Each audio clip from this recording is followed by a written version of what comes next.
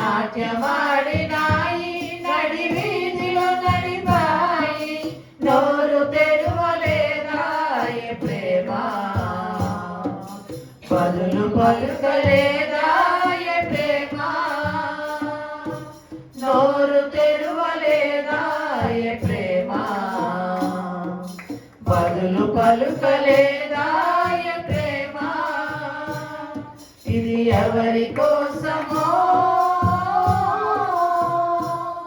ఈ జనుల కోసమే, ఈ జగతి కోసమే, ఈ జనుల కోసమే, పాపాల కోసమే సిలువలో సాగింది యాత్ర. కరుణామయుని దయగల పాత్ర, వెనుక నుండి తన్నింది ఒకరు, తన ముందు నిలిచి నవ్వింది మరి ఒకరు. వెనుక నుండి తన్నింది ఒకరు, తన ముందు నిలిచి నవ్వింది మరి ఒకరు. గేలి చేసినారా, పరిహాసమాడినారా, గేలి చేసినారా, పరిహాసమాడినారా, నోరు తెరువలేదాయ ప్రేమ, బదులు పలుకలేదాయ ప్రేమ, నోరు తెరువలేదాయ ప్రేమ, బదులు పలుకలేదాయ ప్రేమ. ఇది ఎవరి కోసమో, ఈ జగల కోసమే, ఈ జగతి కోసమే, ఈ జనుల కోసమే, పాపాల కోసమే సిలువలో సాగింది యాత్ర. కరుణామయుని దయగల పాత్ర. కూర్చోండి, ప్రార్థన చేసుకుందాం. మహాకృపా ప్రేమ గల మా దగ్గర తండ్రి, నీ నామములకు వేలాది స్తోత్రములు. ఈ Lent 28th డేలో తండ్రి నేను స్తుతించడానికి నీవు ఇచ్చిన కృపపడి వందనాలు తండ్రి.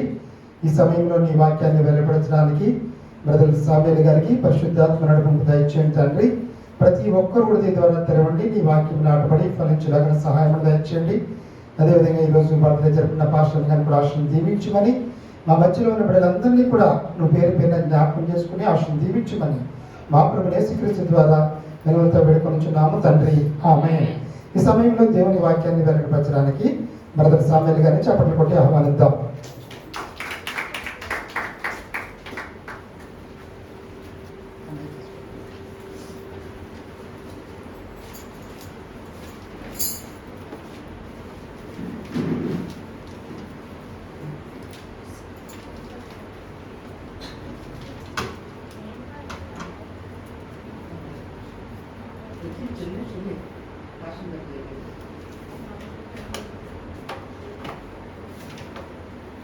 ప్రైజ్ లార్డ్ అందరికీ.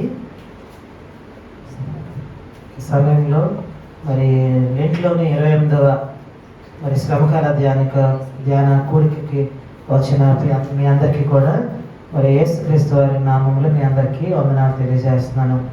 మరి ఈ సమయంలో నాకు ఈ అవకాశం ఇచ్చిన స్థానిక సంఘకాపరి రెవరెండ్ పి రజనీకుమార్ గారికి నా వందనాలు తెలియజేస్తున్నాను. ఈ సమయంలో మరి కొద్దిసేపు మనం దేవుని వాక్యాన్ని మనం ధ్యానించుకుందాము. ముందుగా చిన్న ప్రార్థన చేసుకుందాం. ఒక మిక్కిలిగా ప్రేమిస్తున్న మా పర్వతాన్ని ప్రభా, మరి దినమంతా కాచి కాపాడి ఈ సాయంకాల సమయంలో ఈ విధంగా ప్రభా మీ మందిరానికి వచ్చి మిమ్మల్ని స్తుతించడానికి, ఆరాధించడానికి మరి నాకు మా అందరికి ఇచ్చిన సమయాన్ని బట్టి మీకు వందనాలు ప్రభా. ఏక శ్రమకాల ధ్యాన కొడుకులు ప్రభా మీకు వాక్యాన్ని ప్రభా మరి అనుదినము మేము ధ్యానించడానికి అనేకమైన విషయాలు ప్రభావ మేము తెలుసుకోవడానికి మీరు మాకు అందరికీ ఇచ్చిన సమయాన్ని బట్టి, అవకాశాన్ని బట్టి మీకు వందనాలు ప్రభావ. ఈ సమయంలో కొద్దిసేపు ప్రభావ మీకు వాక్యాన్ని ప్రభావ మేము ధ్యానించినట్లుగా మరి మీకు వాక్యం ద్వారా మీరే నాతో మా అందరితో మాట్లాడమని చిన్న ప్రార్థన అంగీకరించమని యేసు నామమున ప్రార్థిస్తున్నాను మా ప్రభు తండ్రి, ఆమేన్. ఈ సమయంలో అందరూ 2వ దినవృత్తాంతాల గ్రంథము 2 Chronicles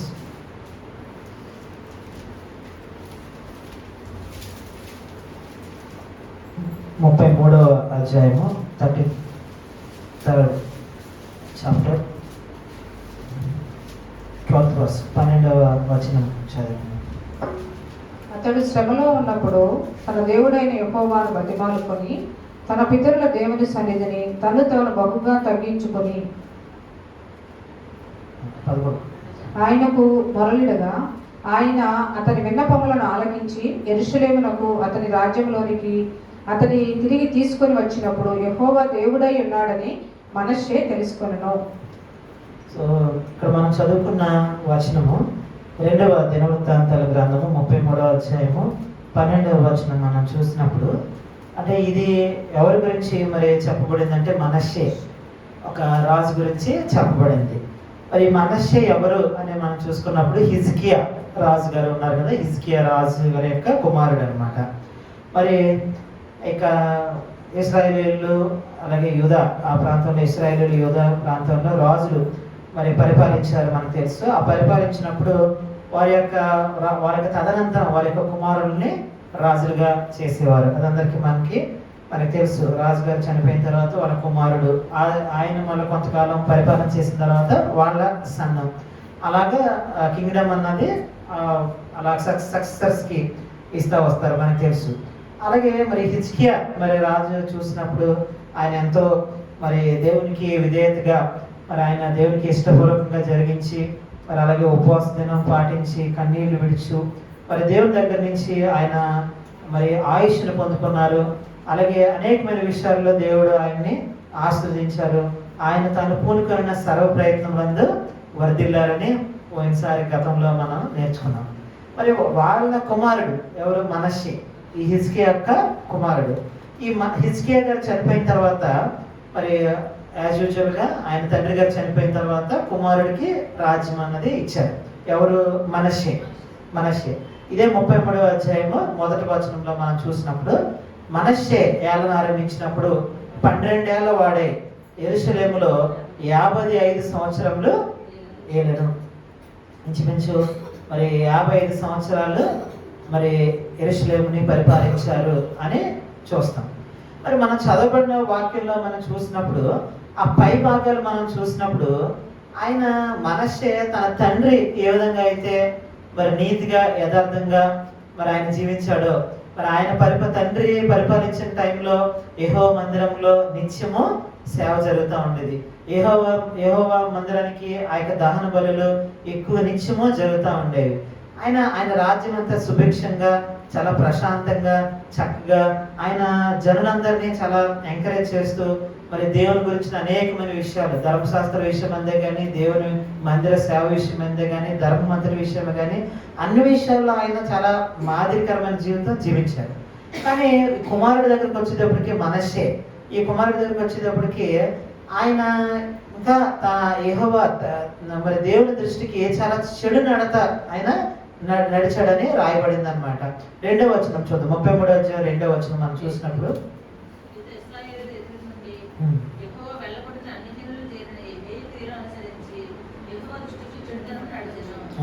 ఇతడు ఇశ్రాయేలు ఎదుట నుండి యెహోవా వెళ్ళగొట్టిన అన్ని జనులు చేసిన హేయ క్రియలను అనుసరించి యెహోవా దృష్టికి చెడు నడత నడిచారు. అంటే వాళ్ళ తండ్రి గారు ఆయన కొన్ని మంచి పనులు చేశారు. అంటే ఆ యొక్క విగ్రహాలని, ఆ ఉన్నత స్థలాల్లో బలిపీఠాలని, అన్ని జనుల దేవతల్ని వాటన్నిటిని పడగొట్టేసి ఇంకా ఎలా చేశారంటే ఆయన హిజ్కియా దాన్ని తుత్తునేల కింద పౌడర్ చేసేసి అంతలాగా పౌడర్ చల్లేశారనమాట.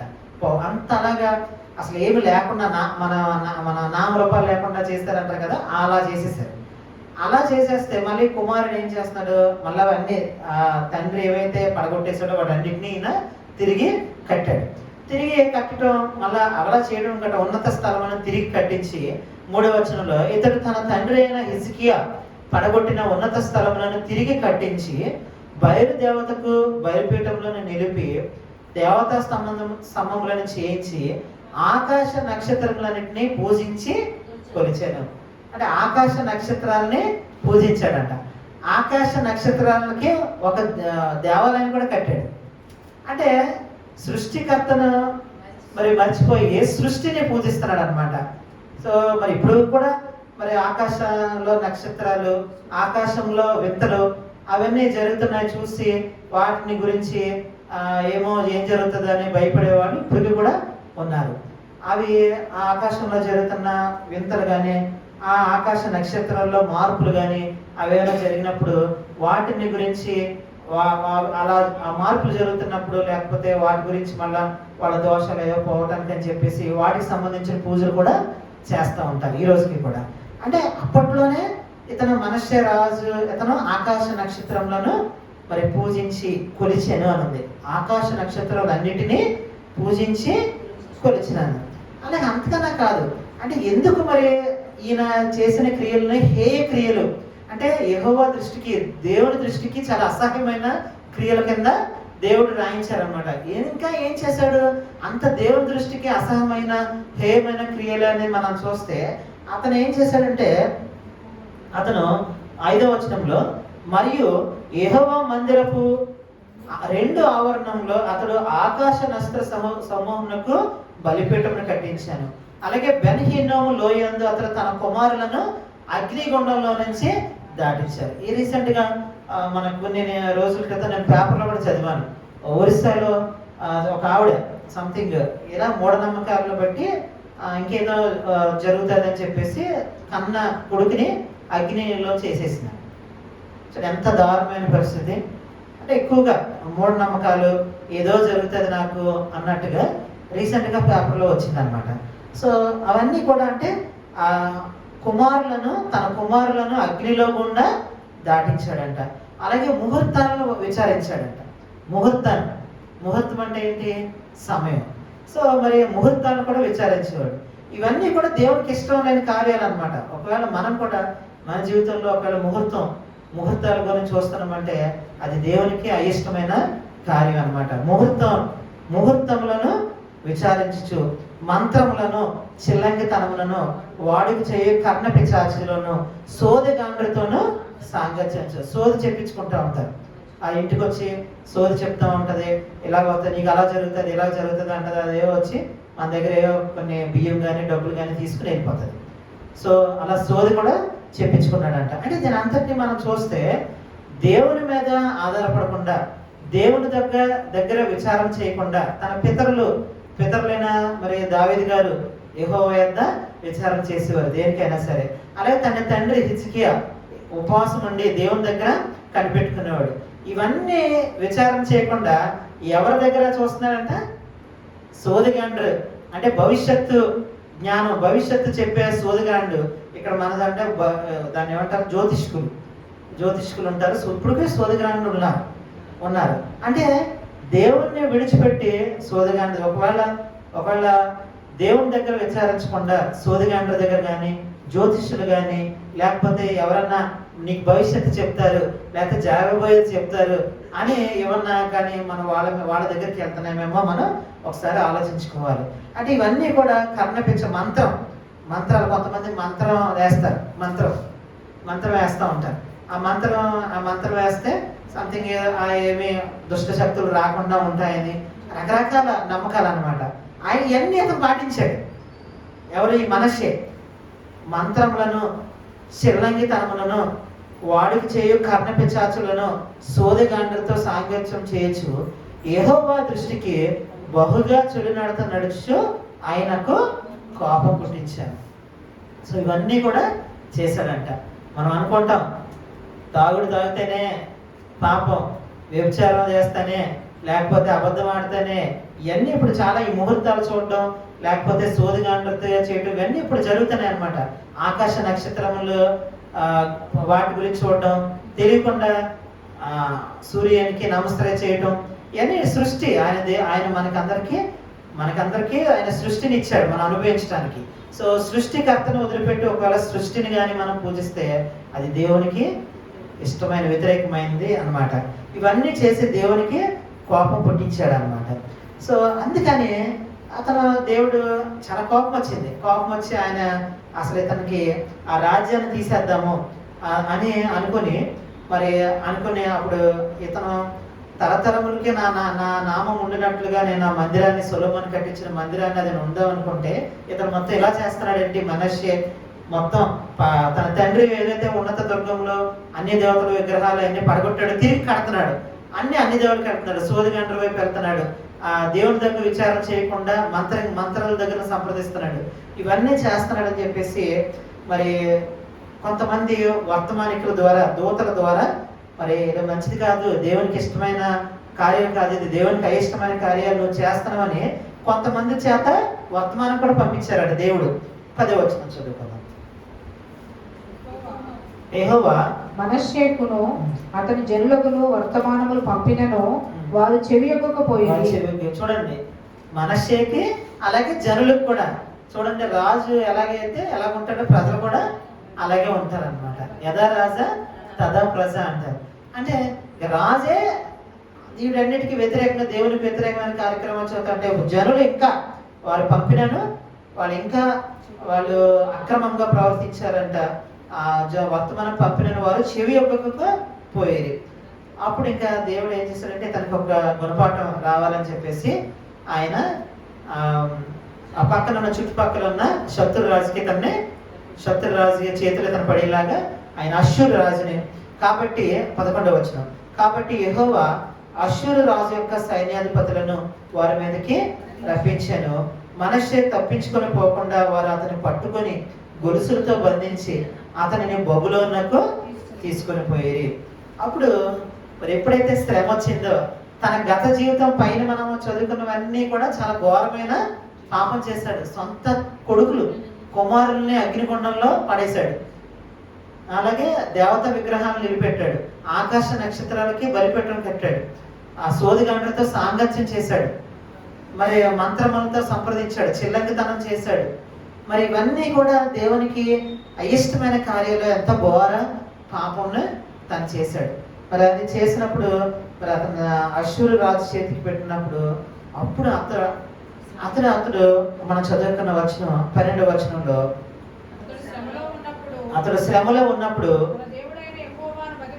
తన దేవుడైన యెహోవాను బతిమాలుకొని తన పితరుల దేవుని సన్నిధిని తను తాను బహుగా తగ్గించుకొని ఆయనకు మొరలెడగా ఆయన అతని విన్నపములను ఆలకించి యెరూషలేమునకును అతని రాజ్యంలోనికి అతని తిరిగి తీసుకుని వచ్చినప్పుడు యెహోవా దేవుడే ఉన్నాడని మనషే తెలుసుకున్నాడు. ఈ వచనం ద్వారా మనం తెలుసుకోవాల్సిన అంశం ఏంటంటే, దేవుడు ఎంత ఘోర పాపులైనను ఆయన క్షమించే దేవుడు ఉన్నాడు. ఈరోజు నా వర్తమానం అదనమాట.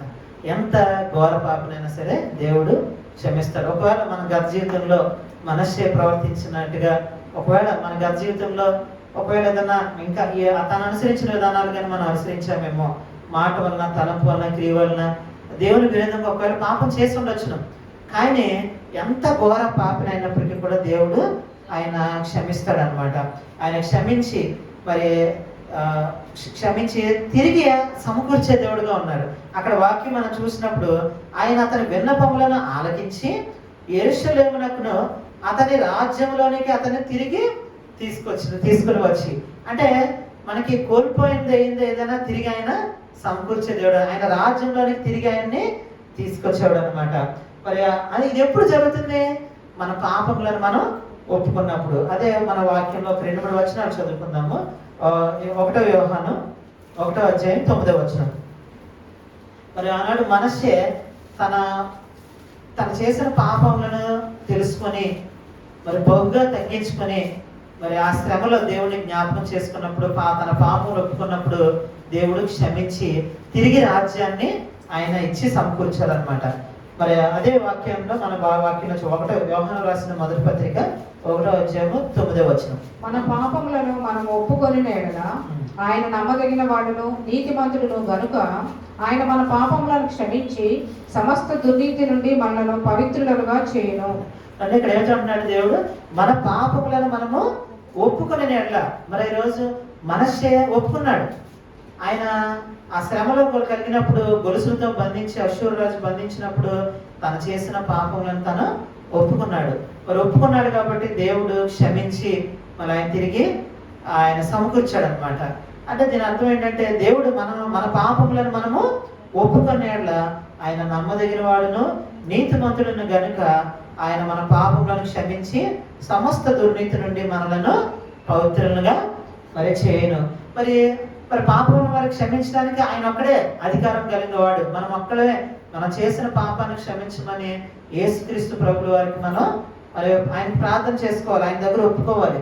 మరి మత్తయి సువార్త 9వ అధ్యాయము 6వ వచనం చూసినప్పుడు, మత్తయి సువార్త 9వ అధ్యాయము ఆయనను పాపములు క్షమించుటకు భూమి మీద మనిషి కుమారుడికి అధికారం కలదని మీరు తెలుసుకోగలవలను అని చెప్పి, అంటే ఇక్కడ మన పాపములను క్షమించడానికి ఎవరు అధికారం కలిగిన వారు? మనిషి కుమారుడు.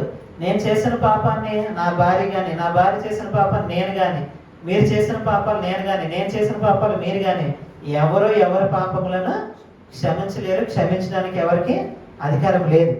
అంటే మనం అందరం కూడా పాపులమే, మనం అందరం పాపులమే. మరి దేవుడు అనుగ్రహించిన మహిమను మనం పొందలేక త్రోవ తప్పి పడిపోయాం, మనం పక్కకు వెళ్ళిపోయాము. మరి అటువంటి పక్కకి వెళ్ళిపోయిన మనల్ని పాపులను పిలువనంపించకే యేసుక్రీస్తు ప్రభువారు ఈ లోకానికి వచ్చారు. అదే అధ్యాయము మరి 13వ వచనంలో ఆ మాట ఉంది. 13వ వచనం, అయితే నేను పాపులను పిలువ వచ్చితిని గాని నీతిమంతులను పిలువ రాలేదు. అంటే యేసుప్రభు గారు చెప్తున్నారు, నేను పాపుల్నే పిలవడానికి వచ్చాను, నీతిమంతులను కాదు. మరి ఆరోగ్యంగా ఉన్నవానికి వైద్యుడు అవసరం లేదు, రోగి ఉన్నవాడికి వైద్యుడు కావాలి. నేను పాపులను అయితే నేను పాపులను పిలువ వచ్చితిని కానీ నీతిమంతులను పిలువ రాలేదు. మరి ఒకవేళ మనం అనుకోవచ్చు, నేను ఎంతో పాపం చేశాను, నేను గత జీవితంలో మరి నేను ఎవరికి చెప్పుకోలేని నేను పాపం వల్ల చేశాను అని ఒకవేళ మనం అనుకోవచ్చు. కానీ మన పాపములను, అది ఒకవేళ బహిరంగ పాపమైనా రహస్య పాపమైనా ఏ పాపమైనా సరే మరి క్షమించడానికి మన ప్రభువైన యేసుక్రీస్తు వారు అధికారం కలిగి ఉన్నాడు. అలాగే అటువంటి పాపిని పిలవటానికి ఆయన ఈ భూలోకానికి వచ్చాడు. ఆయన నీతిమంతులను పిలవటానికి రాలేదు. మనలాంటి పాపుల కొరకే ఆయన వచ్చారనమాట. మరి ఎప్పుడైతే పాపం చేసిన వ్యక్తి తన యొక్క పాపాన్ని ఒప్పుకున్నప్పుడు పరలోకంలో ఎంతో గొప్ప ఆనందం కలుగుతుందంట. అదే లోక సువార్త 15వ అధ్యాయము 7వ వచనం చదువుకుందాం. లోక సువార్త 15వ అధ్యాయము.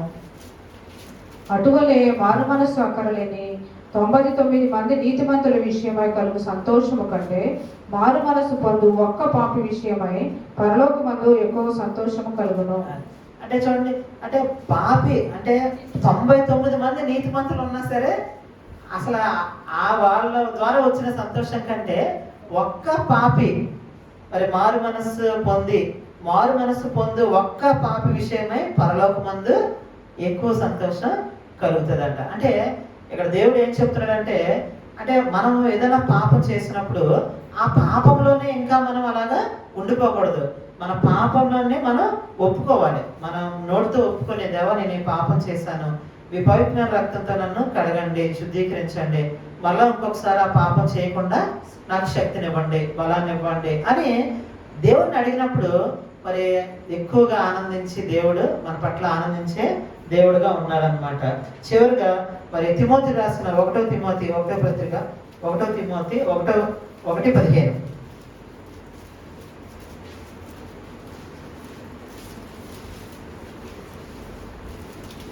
1వ తిమోతి అపోస్తలుడైన పౌలు తిమోతికి రాసిన మొదటి పత్రిక 1వ అధ్యాయము 15వ వచనం. పాపులను రక్షించుటకు క్రీస్తు యేసు లోకమునకు వచ్చిన వాక్యము నమ్మదగినదియు పూర్ణాంగీకారమునకు యోగ్యమైనది ఉన్నది. సో పాపులను రక్షించుటకు క్రీస్తు యేసు లోకమునకు వచ్చిన వాక్యము నమ్మదగినదియు పూర్ణాంగీకారమునకు యోగ్యమైనది అయి ఉన్నది. సో మరి అప్పట్లో మరి మనస్సుని ఎవరు క్షమించారు? పాపం తండ్రి అయిన దేవుడు యెహోవా క్షమించారు. మరి ఈ రోజున మనల్ని మరి క్షమించడానికి ఎవరు వచ్చారు? పరలోకము నుండి క్రీస్తు యేసు. మరి ఆయన మానవ రూపం ధరించుకొని మనందరినీ రక్షించడానికే ఆయన వచ్చారు. అదే ఒక వాక్యంలో రాయబడింది, పాపులను రక్షించడానికి క్రీస్తు యేసు లోకమునకు వచ్చిన వాక్యము నమ్మదగినది పూర్ణాంగీకారమునకు యోగ్యమైనది అయి ఉన్నది. సో ఈరోజు నువ్వు నేను కూడా మరి ఒకవేళ మనం పాపం చేస్తామని ఒకవేళ గిల్టీలో కానీ లేకపోతే ఆ అపరాధ భావంలో కానీ మనం ఉంటే మరి ఆ అపరాధంలో నుంచి భావం నుంచి మనం తీసివేయడానికి మరి దేవుడు సిద్ధంగా ఉన్నాడు. మరి ఆ యొక్క యేసుక్రీస్తు ప్రభు వారు పాపులను రక్షించడానికే ఈ లోకానికి వచ్చారంట, పాపులను రక్షించడానికి కొరకే. సో మరి మనం పాపులమైన మన కొరకు మరి ఆయన ఆ కరువరి శిలువలో మరి తన యొక్క పవిత్రమైన రక్తాన్ని మరి శరీరాన్ని రక్తాన్ని అర్పించి మరి మనల్ని ఆ యొక్క పాపములోంచి విమోచనం సాధించడానికి అంటే విడుదల పొందడానికి మనందరికీ నిత్య జీవాన్ని ప్రసాదించడానికి ఆయన ఉండే ప్లేస్లో మనలందరినీ కూడా తిరిగి తీసుకెళ్ళటానికి ఆయన గొప్ప ప్రణాళిక, ఆ యొక్క ప్లాన్ని, ఎటర్నల్ ప్లాన్ని, నిత్యత్వమైన ప్రణాళికను ఆయన కలిగి ఉన్నారు. అందుకనే పాపులను మరి రక్షించడానికి ఆయన ఈ లోకానికి వచ్చారనమాట. సో అది మనం దృష్టిలో ఉంచుకొని మరి మన పాపాలను మనం ఎంత ఘోర పాపైన, ఇప్పుడు మనషే చూసాం కదా, మరి మనషే ఎంత ఘోరమైన పాపములను తను చేశాడు. మరి మనం కూడా మన జీవితంలో ఎంత ఘోర పాపం చేసినప్పటికీ కూడా మరి అటువంటి స్థితిలో ఉన్నప్పటికీ కూడా దేవుడు మనల్ని మరి ఆయన క్షమించే దేవుడిగా ఉన్నాడు. క్షమించడానికి ఆయనకి అధికారం ఉన్నది. మరి మనల్ని ప్రేమిస్తున్నాడు కాబట్టి మన కోసం ఆయన పరలోకం నుండి దిగి వచ్చాడు, మనల్ని అందరినీ తిరిగి పరలోకానికి తీసుకెళ్ళటానికి. సో అందుకని దాన్ని మనం దృష్టిలో పెట్టుకుని ఎంత ఘోర పాపనైనా కూడా దేవుడు క్షమించడానికి సిద్ధంగా ఉన్నాడు. కాబట్టి మన పాపములను మనం దేవుని దగ్గర ఒప్పుకొని మరి ఆయన పవిత్రమైన రక్తం ద్వారా మనం అందరం కూడా రక్షణ మార్గంలోనికి రావాలని మరి చిన్న వాక్యాన్ని దేవుడు దీవించాలని కోరుతున్నాను. దేవుడు వాక్యం దీవించిన మమ్మల్ని మిక్కిలిగా ప్రేమిస్తున్న మా తండ్రి ప్రభా, ఈ యొక్క సమయంలో ప్రభా మీరు ఇచ్చిన వాక్య భాగాన్ని బట్టి మీకే వందనాలు ప్రభా, స్తోత్రాలు ప్రభా. ఒక మనషే ప్రభా మరి మరి అత్యంత హేయమైన క్రియలు, మీకు అయిష్టమైన క్రియలు, మరి ఈ లోకంలో ఉన్న సృష్టిని మరి తను పూజించి ప్రభా సృష్టికి మిమ్మల్ని విచారించకుండా ఈ యొక్క ముహూర్తాలను చూస్తూ, ఆకాశ నక్షత్రాలను చూస్తూ, సోదగాండ్రుల దగ్గర సాంగత్యం చేస్తూ, మంత్రములను చెల్లంగితనములను అన్ని దేవతారాధన మరి ప్రభా కుమారులను అగ్నిగుండంలో దాటించడం, ఇవన్నీ మరి మీకు హేయమైన క్రియలు ప్రభా తను చేశాడు ప్రభా. మీరు మరి వర్తమానం పంపించినప్పటికీ కూడా ప్రభా చెవి ఇవ్వలేదు ప్రభా. ఇంకా ఎక్కువగా మరి మీకు వ్యతిరేకమైన మరి కార్యక్రమాల్లో మరి హేయమైన క్రియలు ప్రభా చేశాడు ప్రభా. మరి అయినప్పటికీ ప్రభా మరి మనషే తన యొక్క మరి పాపములను, తను చేసిన పాపములను తను ఒప్పుకున్నప్పుడు, మరి ఆ యొక్క తన శ్రమలో మిమ్మల్ని బతిమాలుకున్నప్పుడు మరి తిరిగి ఆయన్ని క్షమించి తిరిగి తన యొక్క రాజ్యాన్ని తనకిచ్చి తను మీరు సమకూర్చే దేవుడుగా ఉన్నారు ప్రభా. మీకే వందనాలు ప్రభా. ఎంత ఘోర పాపనైనా కూడా ప్రభా మీరు క్షమించే దేవుడుగా ఉన్నారు ప్రభా. మీకే వందనాలు ప్రభా, స్తోత్రాలు ప్రభా. మరి మా యొక్క పాపములను క్షమించడానికి మీరు అధికారం కలిగిన దేవుడుగా ఉన్నారు ప్రభా. మీకే వందనాలు ప్రభా. మరి ప్రభా పాపులను రక్షించడానికి ఈ లోకానికి మీరు వచ్చారని ప్రభా మరి మీరు తెలియజేశారు ప్రభా. మీకే వందనాలు ప్రభా, స్తోత్రాలు ప్రభా. మరి ఒకప్పుడు ప్రభా పాపంలో శాపంలో తిరుగులాడుచున్న నన్ను ప్రభా, మమ్మల్ని అందరినీ ప్రభా మీరు ప్రభా మరి యేసుక్రీస్తు ప్రభా మీరు జ్ఞాపకం చేసుకుని ప్రభా మా యొక్క పాపం క్షమించి ప్రభా మీరు ఇచ్చిన రక్షణ భాగ్యాన్ని బట్టి మీకు వందనాలు ప్రభా. ఒకవేళ ఇంకా ఎవరైనా ప్రభా వారు చేసిన ఆ యొక్క పాపం బట్టి ఆ యొక్క పాప అపరాధంలో ఉండి ఇంకా మీ సన్నిధానానికి ప్రభా మీరు రాకపోయి ఉంటే ప్రభా మీరే వారిని మీరు దర్శించిన ప్రభా. వారి యొక్క పాపములు ఒప్పుకున్నట్టు ద్వారా ప్రభా మీరిచ్చే రక్షణను వారు పొందుకుని మీ బిడ్డలుగా ప్రభా వారు తీర్చబడడానికి కృపను అనుగ్రహించమని చిన్న ప్రార్థన అంగీకరించమని యేసు నామమున ప్రార్థిస్తున్నాను మా పరమ తండ్రి. ఆమేన్.